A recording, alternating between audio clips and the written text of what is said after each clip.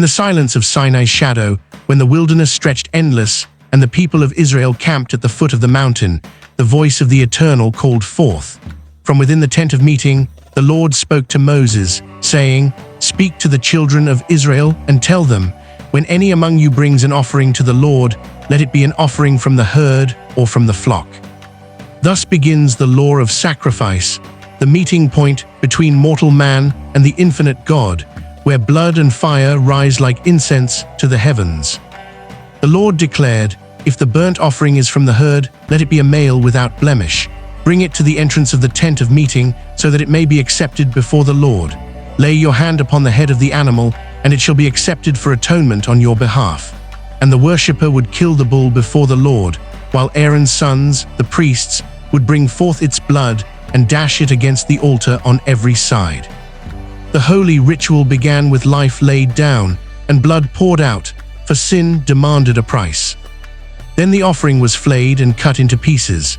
The sons of Aaron placed fire upon the altar and arranged the wood. Piece by piece, the sacrifice was laid upon the flames, the head, the fat, the limbs. The priest washed the entrails and the legs with water, so that nothing unclean remained. And when the whole burnt offering rose upon the altar, a fire consumed it completely. Its smoke ascended to the heavens, a sweet and pleasing aroma to the Lord, not because of the flesh itself, but because it was the gift of obedience, the surrender of life unto God. But if the offering came not from the herd, but from the flock, whether a sheep or a goat, it too was to be without blemish, a perfect life given in exchange for the sinner's imperfection. The worshipper laid his hand upon its head, confessing by that touch that his guilt was transferred, his failings placed upon the innocent. Then the priest would kill it upon the north side of the altar, and its blood too was dashed round about, for only through blood could atonement be made. The sacrifice was holy, consumed entirely, and it rose as an eternal testimony before the Lord. And if the offering was not of herd nor flock, the poor could bring a gift of birds, a turtle dove or a young pigeon. The priest would wring its head and place it upon the altar. Its blood was drained against the side, its body torn open, yet not completely severed, and placed upon the flames. Even the smallest of offerings, the humblest gift of the lowly, rose as incense to the God of Israel. For in the eyes of the Holy One, the measure of sacrifice was not in wealth, but in faithfulness, in the heart that yielded itself before him. The Lord spoke again to Moses, saying, "When anyone brings a grain offering to the Lord, let it be of fine flour." The worshipper would pour oil upon it and lay frankincense beside it. The priest then took a handful of the flour with oil and incense and burned it upon the altar. The smoke carried upward as a pleasing aroma to the Lord. What remained was given to Aaron and his sons, most holy among the offerings by fire. Thus even the fruit of the earth, ground and pressed, became a gift of worship in the sanctuary of God. If the offering was baked in an oven, it was to be of unleavened cakes of fine flour mixed with oil, or wafers spread with oil. If it was prepared on a griddle, it must be unleavened, broken in pieces, and anointed with oil. If prepared in a pan, it too was to be made of fine flour with oil. However it was offered, the priest brought it before the Lord, lifted it as a memorial, and burned a portion upon the altar. Every act of labor, from the grinding of grain to the baking of bread, could be made holy before God. No grain offering presented to the Lord was to be made with leaven or with honey, for leaven symbolized corruption and honey decay. They were not to rise upon the altar as a sweet aroma to the Lord. Instead, every grain offering must be seasoned with salt, for salt is the covenant of God, a symbol of preservation and endurance. "With all your offerings, offer salt," said the Lord. So the covenant was remembered in each act of sacrifice, binding the people of Israel to their God, eternal and unchanging. If the grain offering was from the first fruits, green heads of grain roasted with fire, or crushed new grain, oil was poured upon it, and frankincense laid upon it. The priest burned a portion, grain, oil, and incense together, as a pleasing aroma to the Lord. The rest was kept for the priests, that those who ministered at the altar might live by the offerings of the people. Thus the labor of the field, like the blood of the flock, was made holy when laid before the Eternal. The Lord spoke to Moses, saying, "If a peace offering is offered, whether from the herd or from the flock, it must be without blemish before the Lord. If the offering was a bull, the worshipper laid his hand upon its head and slaughtered it at the entrance of the tent of meeting. Aaron's sons dashed its blood against the altar. Then the priest took the fat that covered the entrails, the 2 kidneys, and the fat upon them, and the lobe of the liver, and burned them on the altar. These were the choicest portions, set apart as the Lord. If the offering was a lamb, the same ritual followed. The fat tail whole, the fat covering the entrails, the kidneys, and the liver lobe, all were placed upon the altar's fire as a food offering to the Lord. And if the offering was a goat, likewise it was brought near, its blood dashed, and its fat consumed in flame. In every case the command was clear: all fat belongs to the Lord. It shall be a statute forever throughout your generations, in all your dwellings. You shall eat neither fat nor blood. For life was in the blood, and life belonged only to God. The Lord spoke to Moses, saying, "When anyone sins unintentionally, breaking any of the commands of the Lord, let him bring an offering for his guilt. If the anointed priest sinned, bringing guilt upon the people, he was to bring a young bull without blemish before the Lord. He laid his hand upon its head, slaughtered it before the tent of meeting, and carried its blood within the holy place. With his finger, the priest sprinkled the blood 7 times before the veil of the sanctuary, and placed blood upon the horns of the altar of incense, consecrated to God. The fat was taken and burned upon the altar of burnt offering, but the hide, the flesh, and the rest of the bull were carried outside the camp, to a clean place where the ashes were poured, and there burned with fire.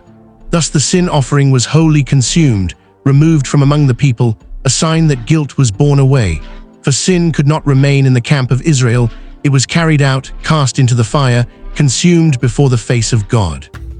If the whole congregation of Israel sinned unknowingly, and the matter came to light, then the assembly brought a young bull before the tent of meeting. The elders laid their hands upon its head, and the bull was slain before the Lord. The anointed priest performed the same ritual of blood and fire, and atonement was made for the entire nation. Thus the sins of many were lifted, not by their own strength, but by the sacrifice of the innocent placed upon the altar. A ruler sinned through ignorance, breaking the commands of God. He was to bring a male goat without blemish as his offering. He laid his hand upon its head, killed it in the holy place, and the priest placed its blood upon the horns of the altar of burnt offering. The fat was burned, and the priest made atonement, and the ruler was forgiven. For no man, great or small, was free from the need for mercy.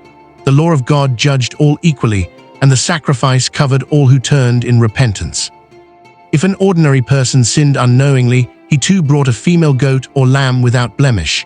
Its blood was dashed, its fat consumed upon the altar, and the priest made atonement, and it was forgiven.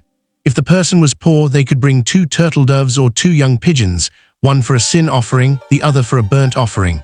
And if they were poorer still, a grain offering of fine flour, without oil or frankincense, could be laid before the Lord.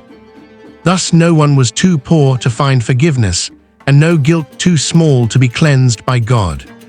The Lord said, "If anyone sins, hearing a curse and failing to testify, or if he touches anything unclean, whether the carcass of a beast or the uncleanness of man, and it is hidden from him, and he realizes his guilt, he shall confess the sin he has committed. Then he brought his offering to the Lord for his sin, a female lamb or goat, or if unable, 2 birds, or if poorer still, a measure of flour. In every case, confession was required, for no sacrifice was accepted without the heart laid bare before the Eternal. The priest then made atonement on behalf of the sinner, and forgiveness was granted. Thus the law revealed that sin was not only great transgression, but also the hidden failures, the secret uncleanness, and the neglected duties. Even the smallest act of impurity demanded cleansing, for God is holy, and his people must be holy before him. The Lord spoke further, "If anyone sins and is unfaithful, dealing falsely with his neighbor in regard to a deposit, or robbery, or oppression, or if he has found what was lost and lied about it, swearing falsely, he has sinned. Such a one was to restore what he had taken, adding 1/5 of its value, and then bring a ram without blemish as a guilt offering. The priest made atonement, and he was forgiven. Thus justice was joined to mercy, restitution was made to man, and forgiveness granted by God. Then the Lord gave Moses commands for the priests. This is the law of the burnt offering. The burnt offering shall remain on the altar all night until morning. and the fire O. The altar shall be kept burning on it. The priest put on linen garments, took the ashes of the burnt offering, and placed them beside the altar. Then he changed garments, carried the ashes outside the camp to a clean place, and the fire on the altar was never to go out. Day and night the flame burned, a symbol of eternal devotion, a ceaseless offering before God. This is the law of the grain offering, the Lord said. Aaron's sons were to offer it before the altar. A portion was burned as a pleasing aroma to the Lord, the rest consumed by the priests in the holy place. None of it was to be baked with leaven. It was most holy, like the sin offering and the guilt offering. Every male among the priests might eat of it. And when a priest was anointed, he too was to present a grain offering continually, morning and evening, wholly burned to the Lord. This is the law of the sin offering, said the Lord. It was to be slaughtered in the place where the burnt offering was killed, and most holy.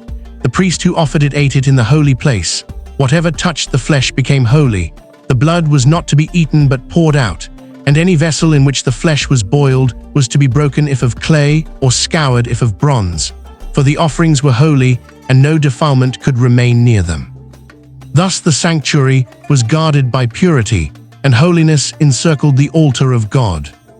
The Lord spoke to Moses, saying, "This is the law of the guilt offering. It is most holy. In the place where the burnt offering is slaughtered, there shall the guilt offering be slaughtered also, and its blood shall be dashed against the altar round about. The priest offered its fat, the choicest parts, and they were burned as a pleasing aroma to the Lord. Every male among the priests could eat of it, but only in the holy place, for it was most holy before God. Likewise, this is the law of the sin offering. As the guilt offering is, so is the sin offering. It belongs to the priest who makes atonement with it. And the priest who offered the burnt offering kept the hide of the animal for himself. Every grain offering baked in the oven or cooked in a pan belonged to the priest who presented it. But every grain offering mixed with oil or dry belonged equally to all the sons of Aaron, each receiving his portion. Thus the offerings sustained those who ministered continually in the sanctuary. The Lord said further, "This is the law of the sacrifice of peace offerings that one may offer to the Lord. If it was offered as thanksgiving, unleavened loaves mixed with oil, wafers spread with oil, and loaves of fine flour well mixed with oil were brought with it, along with leavened bread. From each, one loaf was lifted up to the Lord and given to the priest who dashed the blood of the peace offerings. The flesh was to be eaten the same day, none left until morning. If the sacrifice was a vow or a freewill offering, it was eaten the same day or the next, but whatever remained until the third day was to be burned with fire. If anyone ate of it on the third day, the offering was not accepted, and it was reckoned as uncleanness. You shall eat no fat of ox or sheep or goat, and no blood, whether of bird or beast, shall you eat in any of your dwellings. Whoever eats blood, I will set my face against that soul and cut him off from among his people." The Lord spoke to Moses, saying, "Take Aaron and his sons with him, and the garments, and the anointing oil, and the bull of the sin offering, and the rams, and the basket of unleavened bread. Assemble all the congregation at the entrance of the tent of meeting." And Moses did as the Lord commanded. The people gathered, and Moses declared, "This is the thing that the Lord has commanded to be done." Then Moses brought Aaron and his sons forward and washed them with water.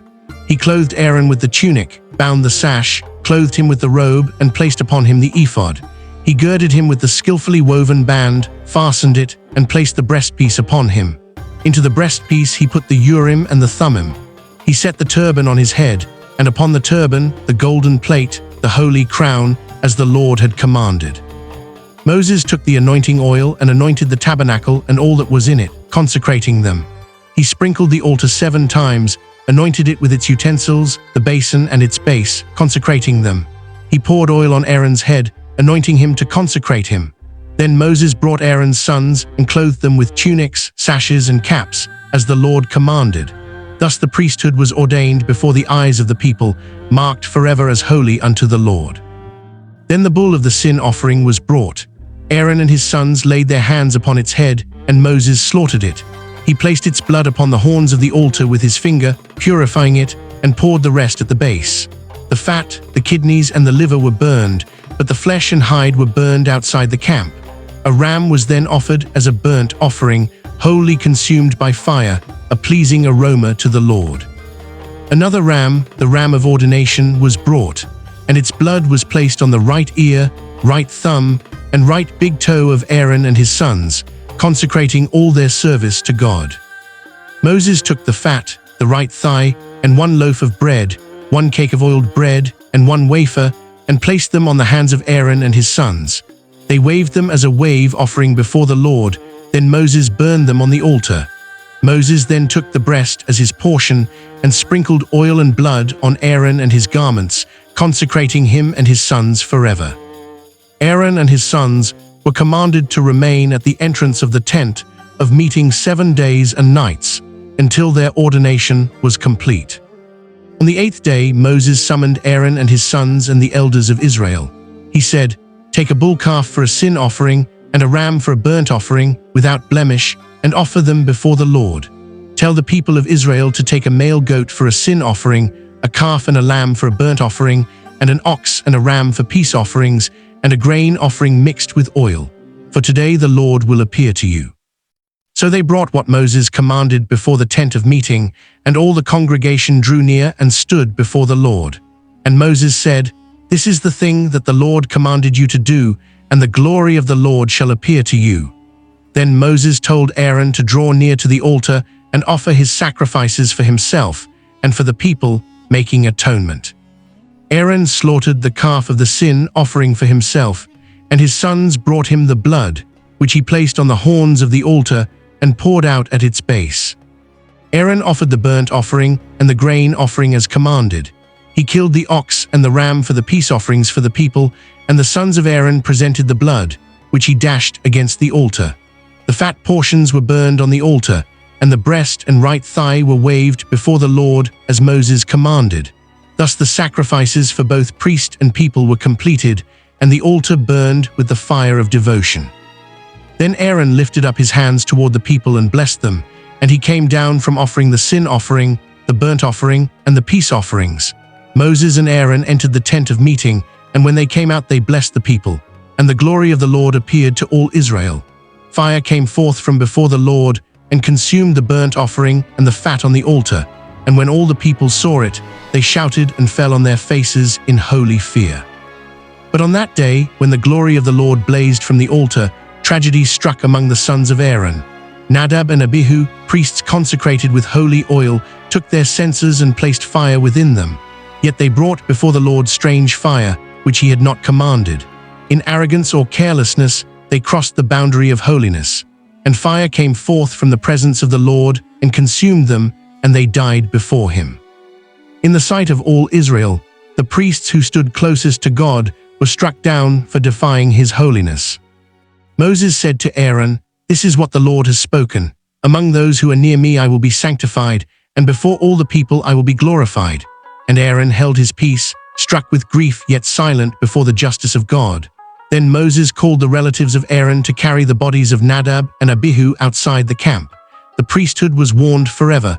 Those who minister before the Lord must come in reverence, never with presumption.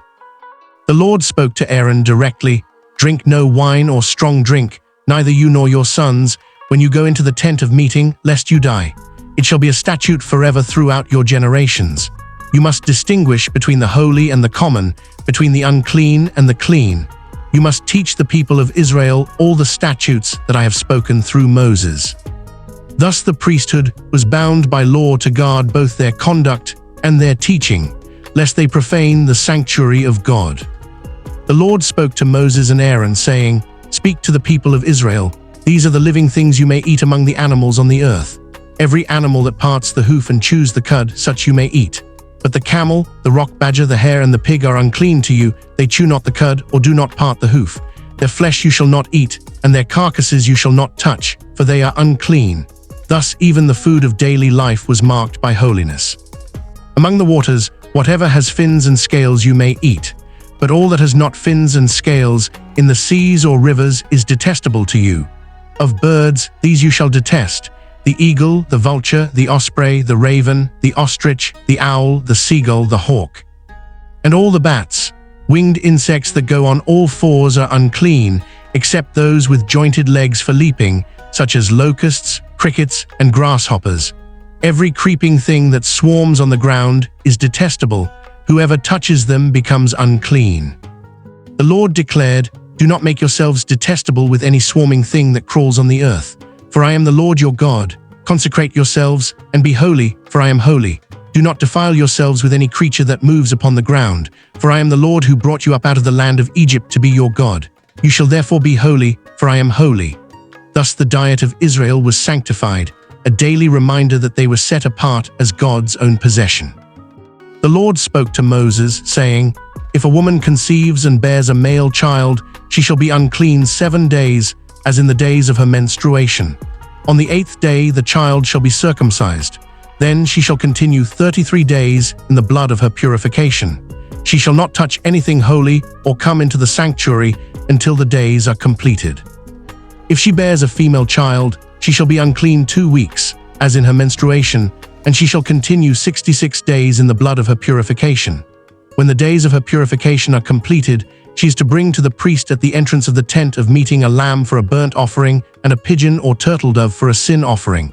But if she cannot afford a lamb, 2 turtle doves or pigeons suffice, one for a burnt offering, the other for a sin offering. The priest makes atonement for her, and she is clean."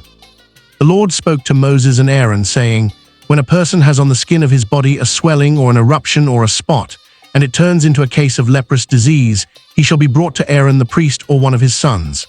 The priest examines the sore. If the hair has turned white and the spot appears deeper than the skin, it is leprous, and the priest shall pronounce him unclean.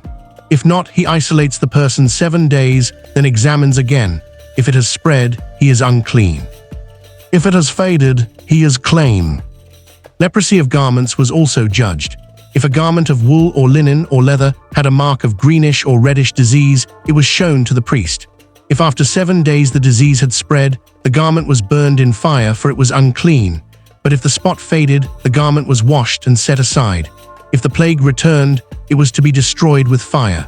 Thus even the garments of Israel were subject to holiness, lest corruption spread in their midst. The one declared leprous was to dwell alone outside the camp. His clothes were torn, his head uncovered, and he cried out, "Unclean, unclean," as he walked. His exile was a living sign of sin's defilement, a picture of separation between man and God. Yet the priest examined with care, for if the leprosy covered the whole body, it was a sign not of uncleanness but of healing, and the man was declared clean. Thus the judgment of leprosy was not only punishment, but discernment, separating what was corrupt from what was restored. The Lord spoke to Moses, saying, "This shall be the law for the leprous person for the day of his cleansing. He was brought to the priest, who went outside the camp to examine him. If the disease was healed, the priest commanded 2 clean birds to be taken, along with cedarwood, scarlet yarn, and hyssop. 1 bird was killed over fresh water in an earthen vessel, and the living bird with the cedar, scarlet, and hyssop was dipped in the blood. The living bird was set free into the open field, a sign of release and restoration. The one cleansed washed his clothes, shaved his hair, and bathed in water, and then was allowed back into the camp, though he remained outside his tent for 7 days. On the 7th day he shaved again, head, beard, eyebrows, and all his hair, and washed himself. On the 8th day he brought offerings, 2 male lambs without blemish, 1 ewe lamb, and a grain offering with oil.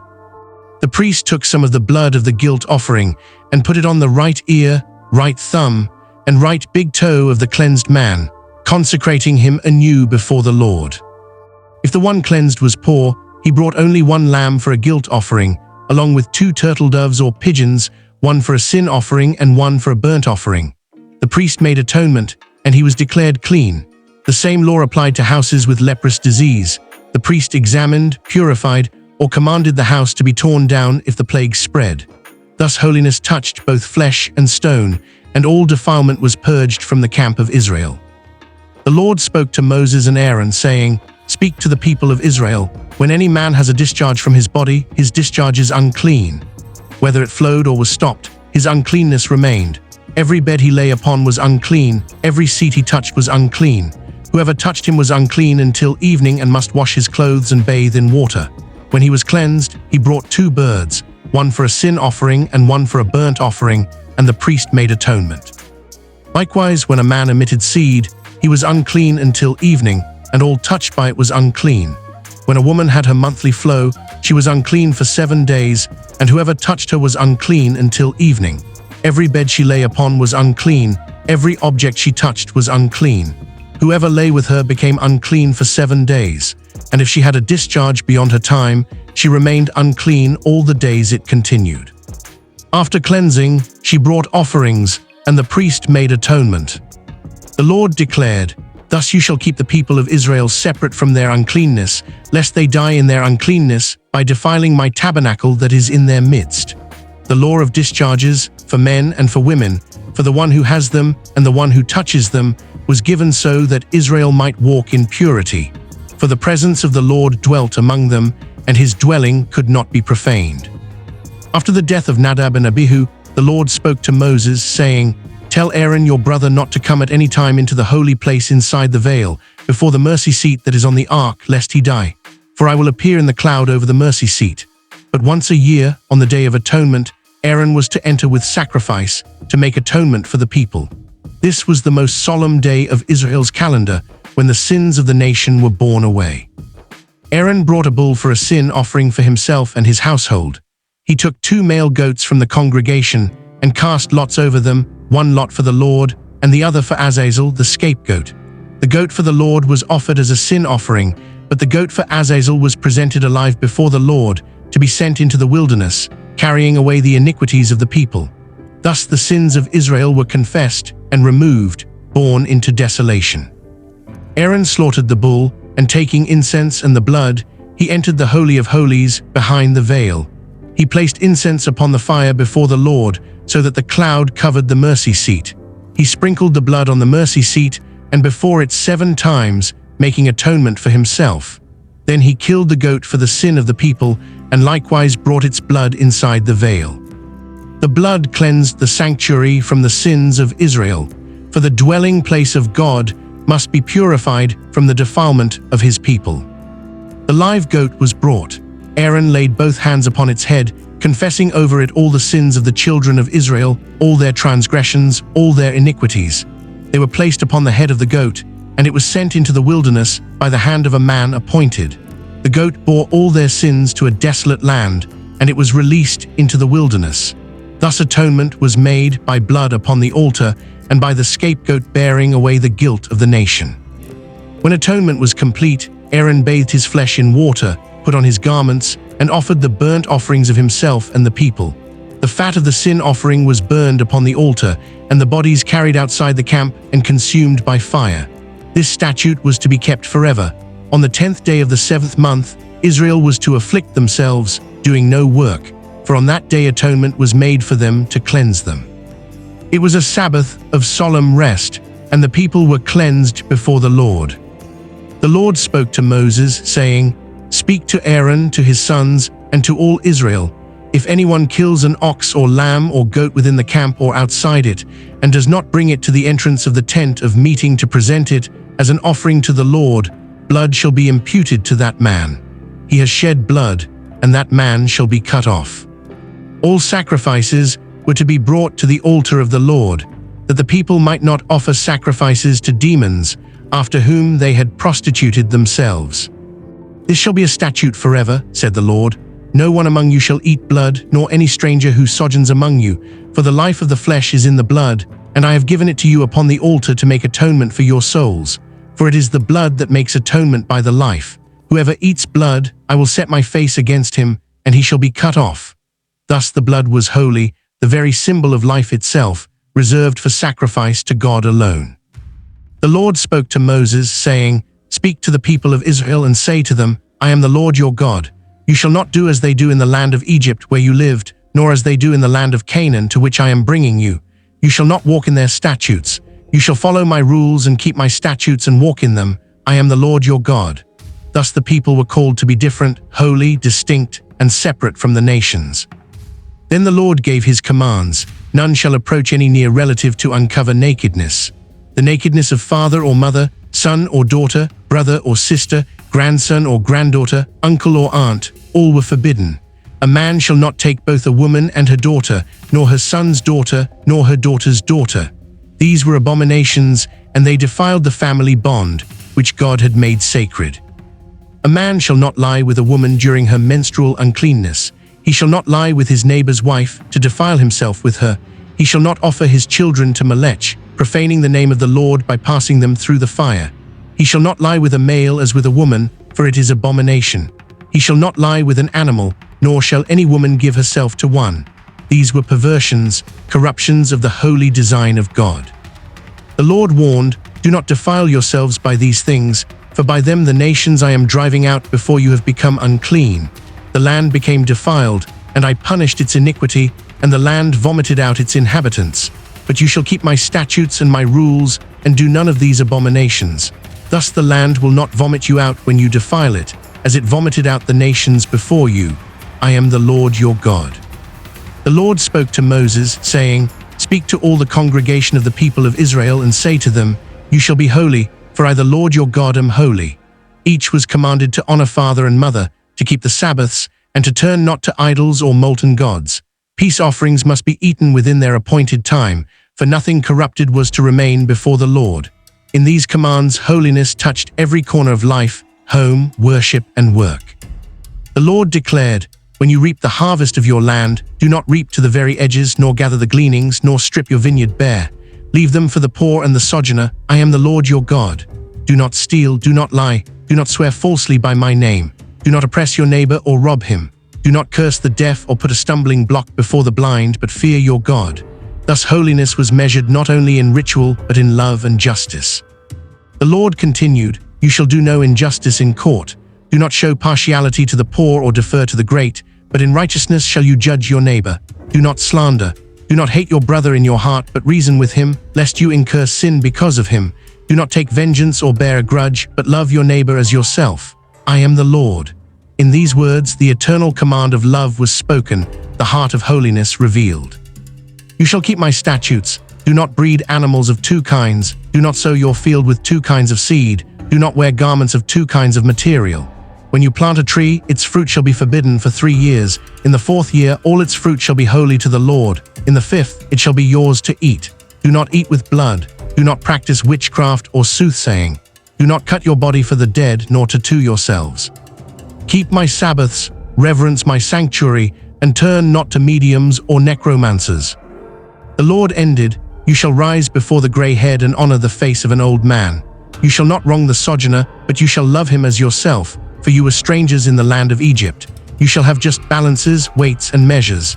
I am the Lord your God, who brought you out of Egypt. You shall keep all my statutes and all my rules and do them. I am the Lord." Thus holiness was not lofty or distant, but woven into every act of daily life. The Lord spoke to Moses, saying, "Say to the people of Israel, any man who gives his child to Molech shall surely be put to death. The people of the land shall stone him with stones. I myself will set my face against that man and cut him off from among his people. And if the people of the land close their eyes to him, I will set my face against that family." For child sacrifice was abomination, and the Lord would not allow such evil among his people. The Lord continued, "If a man or woman turns to mediums or necromancers, they shall be put to death by stoning. If a man curses his father or mother, he shall be put to death.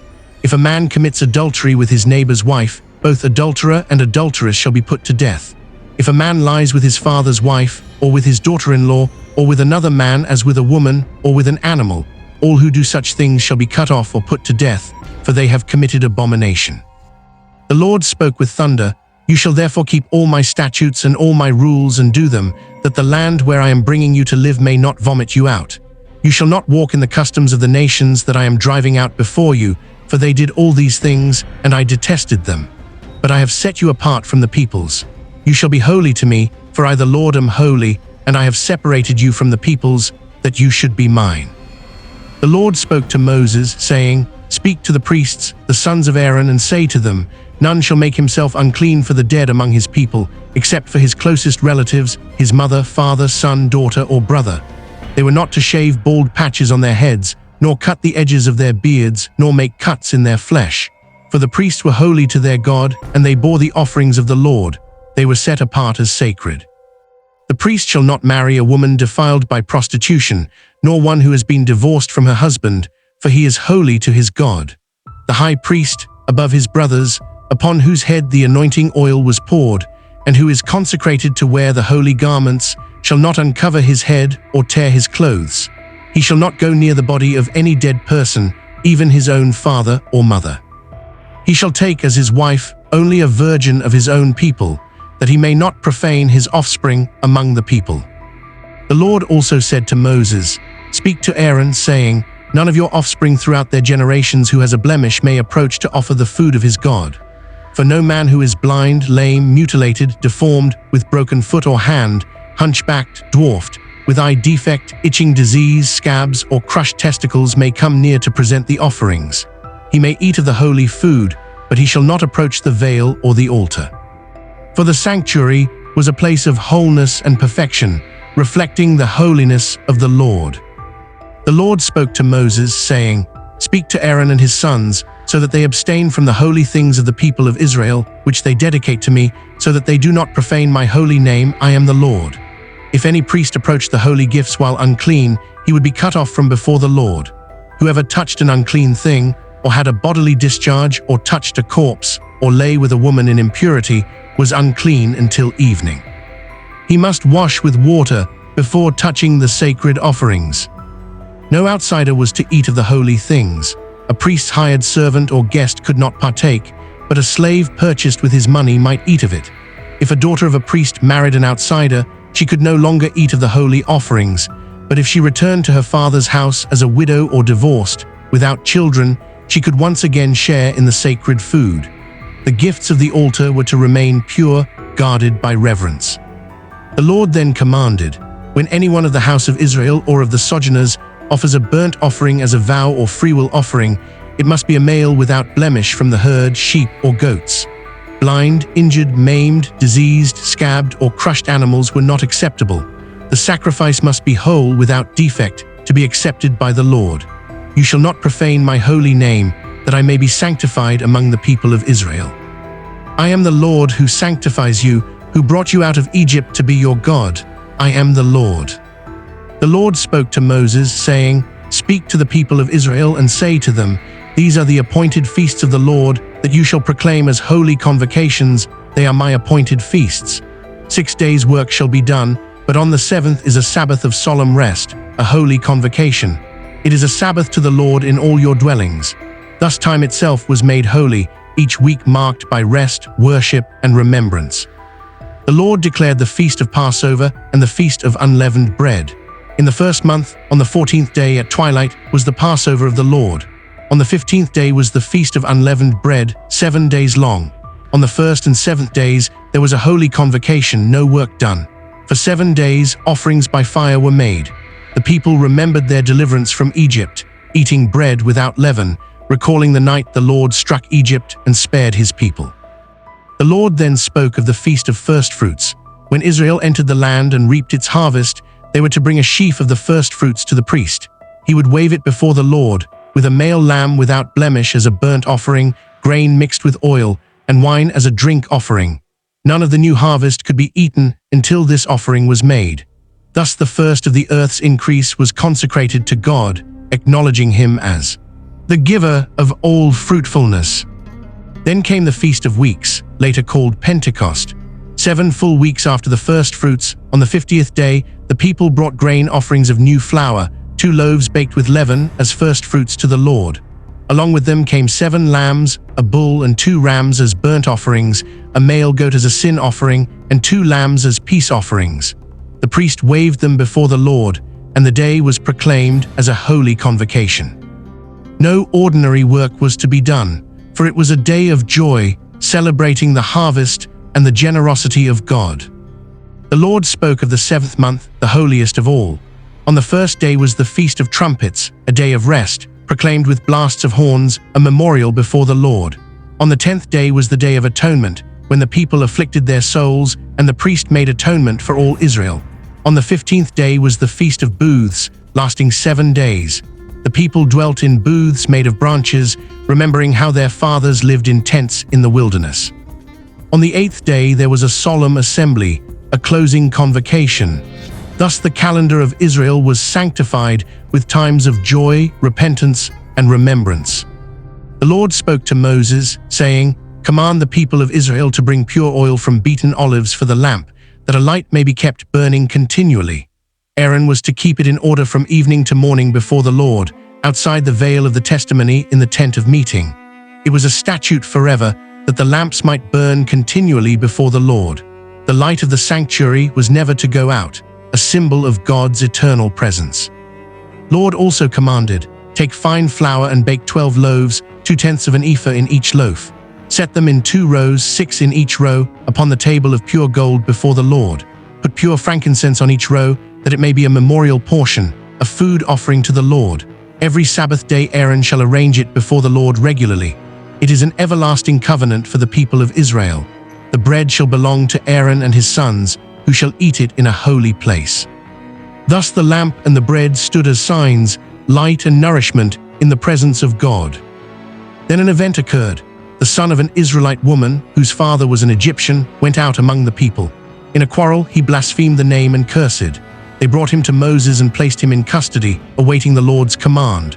Then the Lord spoke, bring him outside the camp, and let all who heard lay their hands on his head, and let all the congregation stone him. Whoever curses his God shall bear his sin.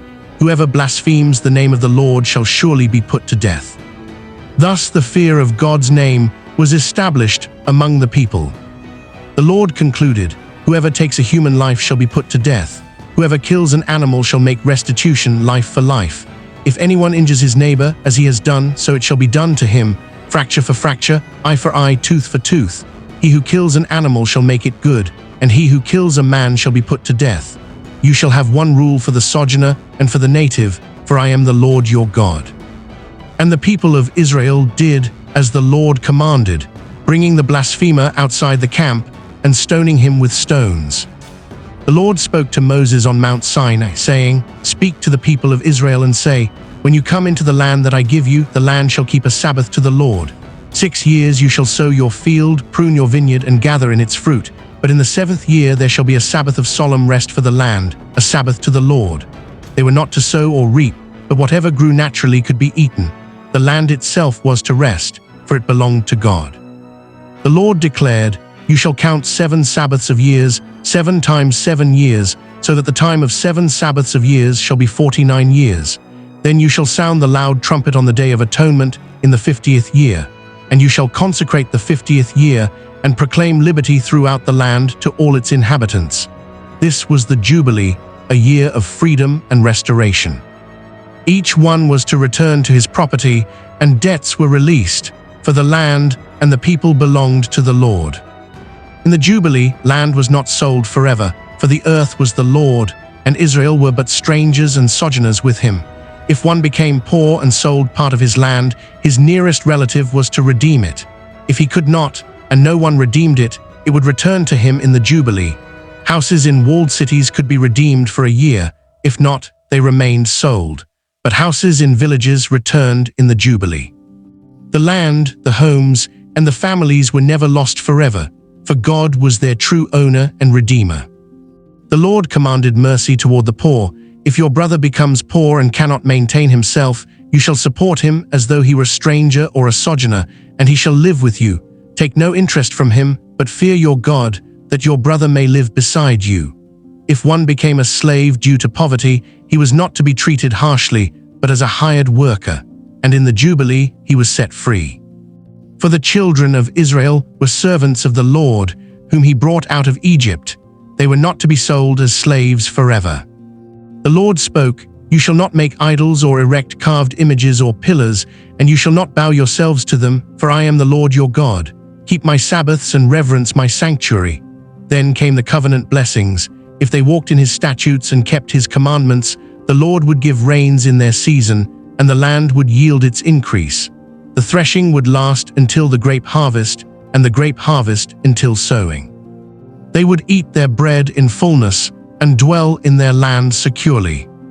The Lord promised peace in the land. He would remove harmful beasts, and the sword would not go through the land. They would chase their enemies, and 5 would chase 100, and 100 would chase 10,000. The Lord would turn his face toward them, make them fruitful, and multiply them. He would dwell among them, walk among them, and be their God, and they would be his people. I am the Lord your God, who brought you out of Egypt, that you should not be slaves. I have broken the bars of your yoke and made you walk upright. But if they would not listen, the curses would come. The Lord warned, if you despise my statutes and abhor my rules, then I will do this to you. I will bring terror, wasting disease, and fever that consume the eyes and make the heart ache. You shall sow your seed in vain, for your enemies shall eat it. I will set my face against you, and you shall be struck down before your foes.